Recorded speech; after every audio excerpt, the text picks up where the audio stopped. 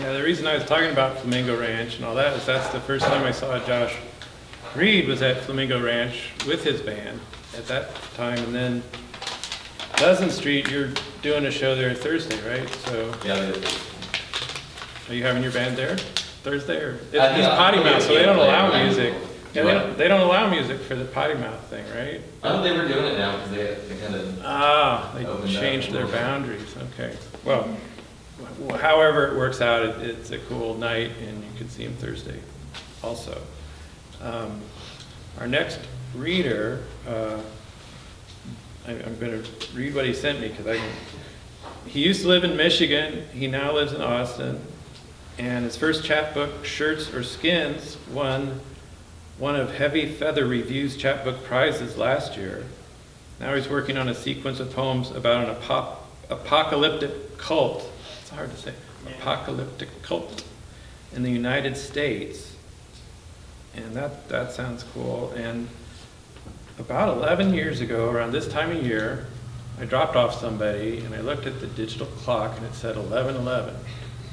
And ever since then, like 11:11 is, I've been hyper conscious of it. And then I knew we had this reading at 11:11. Then I asked Jim to read at this reading. He goes, "That's my birthday, 11:11." And it all comes together. And it's just like, whoa! So the arrow from the future of 11 years ago seems to be landing here. And Jim Redmond, happy birthday. And he's our reader, and a well-honored Raw Paw Malvern Books tradition. We have a little gift card for you here. So that's your birthday present. Thanks for having me. Thank you, David, Raw Paw, Malvern as well. I am working on a series of cult poems, and it's more or less just this fictional group. I'm trying to play with the different perspectives in the group, what it's like to actually think that the apocalypse is going to happen, and really just seeing what I can do on an individual setting with that and on a group setting. I want to try some more persona type poems. We'll see what happens with it, but I'll read you what I have here. Some of the other poems I have here aren't necessarily from the Cult Project, but I just thought they had a similar feel or approach to them. So I'll just start reading a few of these. This is not an entrance. A tall, tall man walking through the mist away from you. The mist is rising up from a wound, the shape of a manhole. You can't find but feel. A face in the family album you haven't opened in years. It's single frame per century. It doesn't blink, but opens wider and wider into the white. This figure minus its features. Your figure like the split in a lizard's tongue. That same kind of wet, empty in between. The same kind of slow, methodical quiver. In and out and in. A stripped apology you keep making to yourself in a mirror your mother used to hang in a narrow hallway. You could barely fit your way through to the front door. A sorry you keep close and ready like a gun you've bought in another language. All it takes is a nod and some money. And you are new and tasteless, like an order you have learned to place without knowing the origin or remembering where and what your mother's supper table so far away. You try and say yes from out of the 8 Ball's black milk, but it never quite works. Something about a firing mechanism. Your foreign body rejecting the host, which means a bad fit, which means this pathogen isn't built for 2, which means it's something still in your blood. Discount tire apocalypse. I don't know if you guys have discount tires down here, but it's like a chain of. I'm sure they're international, or at least the United States or all across. Discount tire apocalypse. He was on meth when the police caught him. They asked him if those tattoos mean anything. He said warriors tattoo their noses sometimes. They asked him why was he breaking into a tire shop. He said that he thought it was almost Christmas, that he needed something good for his little boy. Had they seen his little boy, how big he had got? When they told him what day it was, he laughed, out of kindness, like they had told a bad joke. He said the mind is a snake handler groping for the dead lizard that has swallowed us all last Tuesday, just like some tear of black sugar. And there was no going back how his eyes were. Two negatives stuck at the end of a movie reel, burning the ghost of a tired Tom Joad back into their flashlights, back into each brain cell, lit up like a funeral pyre, and let go on the water, the ease of the Holy Spirit, slipping the world back into tongues as they read him his rights. I have a few of these. They're just kind of tentatively titled case notes. And what I'm trying to do is kind of establish a back and forth between somebody interviewing somebody who's in the cult, or maybe interrogating them, or just kind of questioning. I'm not sure exactly how I want the dynamic to play out, but I know I want there to be some kind of interaction or just searching. Case notes. When you say Mr. Meshach had complete control over you, what do you mean? He had a button he could push and he could wear. Everything was a button for Jimmy. Every finger was a trigger finger. We all blinked red with automation and self-destruct for him. You were given a new name by Mr. Meshach when you first joined. Condensed soup, just add water. What was it like, not knowing? I knew many new things. Dark chandeliers had crowned my thorny head for too long. I needed a skylight. I needed a hole. Jimmy gave you a can opener. Everyone had to be pierced for their transgressions. Then you see through your transgression instead of past it. And you did this? I had to guard against a constant desert. It wanted to dry me up. We were each given one, to give us strength, to make us strong. Everyone got their own version, according to need. Jimmy said when it was time for water, he handed out manna and quaaludes in equal measure. He said, give me your fat toy hearts filled with the murmur of prefab FDA certified air pollution, silicone particulate, and I'll turn you into a Mongol who knows how to hunger after his own raw meat. Jimmy said the great red world dangled Jesus like an air freshener in front of an oil tanker. He wanted to put him back on the plate, back in the bellies. There was a number of physical abuse claims coming out of the compound. Have you anything to say on this matter? Yes. And yet you say you still love him? Yes. And you felt a sense of belonging there in the desert, that dead place, among your people? I am numbered in a number of ways. How would you describe him, Mr. Meshach? His habits, his tics, his passions, his vision? All of it, every last neuron. Jimmy liked a little blood left in it. He could make anything bleed. How would you describe yourself in relation to him? Sarah? Sarah doesn't live here anymore. Hunger after what?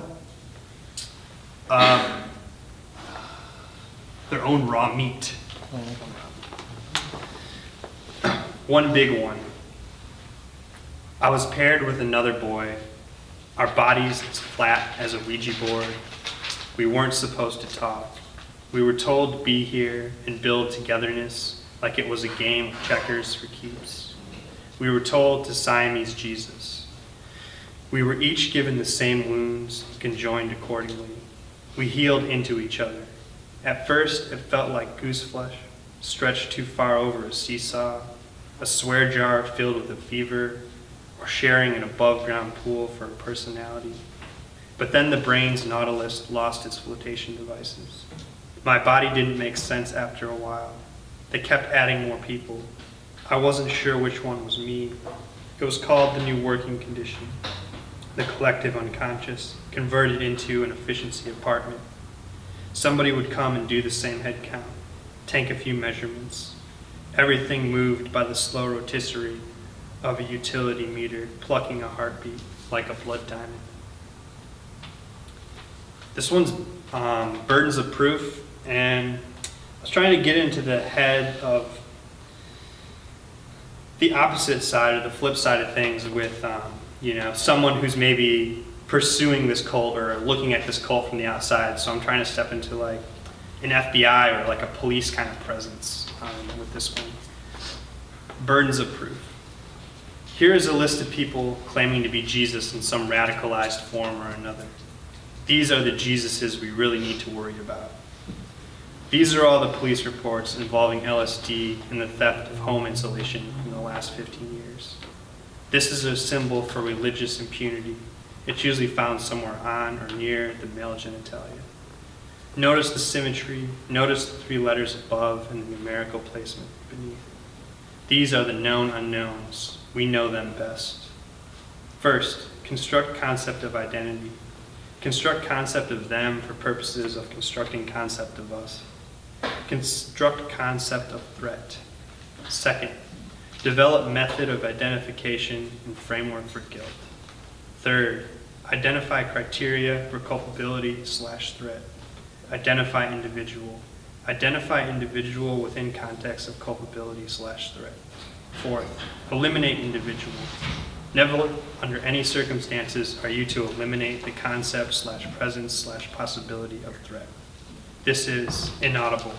You find him, and again, inaudible, light clicking sound, a sort of sterilization that leaks into the mind's low and fluorescent lighting.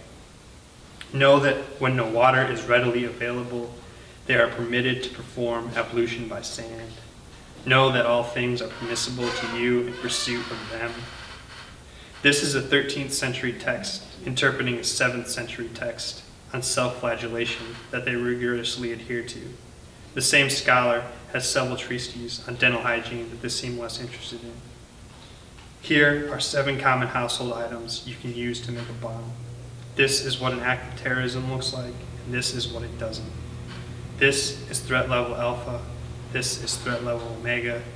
It comes in red, orange, and occasionally code midnight. This is a receipt from Walgreens for Drano, signed for by one of the face cards somewhere in Reno.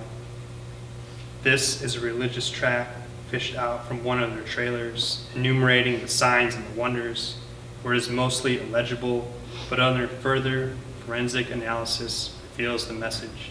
I've aligned myself with a certain awareness of the desert. We've already brought this awareness in for questioning.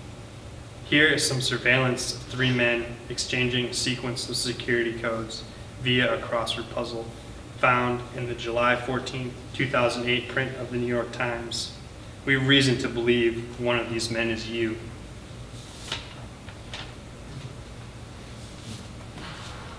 I'll read a few more here. Objects in mirror are closer than they appear. I pay a man $5 to clean my car with his spit. He keeps calling me boss. I keep calling him boss. We've agreed on distrust as the best option. We watch each other work over our shoulders. He is the crankshaft of a cotton gin. I'm a sucking sound like a drowned vacuum. His body is an arrow he shot through the world and back into his bended knee. Mine is the trapdoor of memory, the trapdoor spider too fat to fit out. The legitimate danger in this scenario has something to do with deciphering the difference in the other's God-shaped hole. About fitting that space before self-awareness, the regularly scheduled program interrupts us again. The commercial says, I'm not a human doing, I'm not a human thinking, I am a human being. In the commercial, the man is washing my car too, but there's a disclaimer. You missed a spot, he says, handing me his face. I'll read a few more. This one, well, I think if I read it, it's pretty self-explanatory. It's just like a retelling of a biblical tale, just a different take on a story from the Bible. Sleeping Jesus. I was trapped in the other tomb, the one where Jesus forgot to wake up. Slept in so late with a new body too bright to open. Slept inside the soft fruit of himself, with the rock still stuck there like a ball gag. Where after 4 days, the disciples stopped waiting and went back to dental school or took up the study of magic, dialectical materialism, or the sleep cycle of locusts.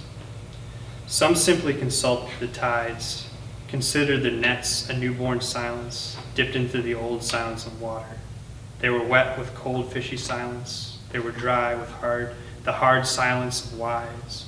They were left to the slow wean of suns. Each night they considered their own sleep and the sleep of others as a transport into his. Here they started the short-lived Church of the Sleeping Congregation, where each Sunday, tucked close to these truths, they got to sleep in. Some grew tired of this, and some stayed at it. Some had strange dreams of the sleeping Messiah, an immaculate bed lifted high up over Israel, from which the day of rest would finally be proclaimed. Some couldn't sleep anymore and were considered cut off.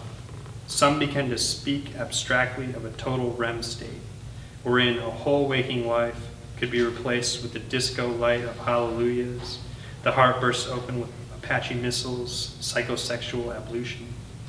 Each year, thousands begin to gather around Golgotha, hoping to sleepwalk their way back to the sealed tomb and awake in unison with Jesus upon their arrival. But none of this worked. He never woke up, and we never slept easier. Thank you.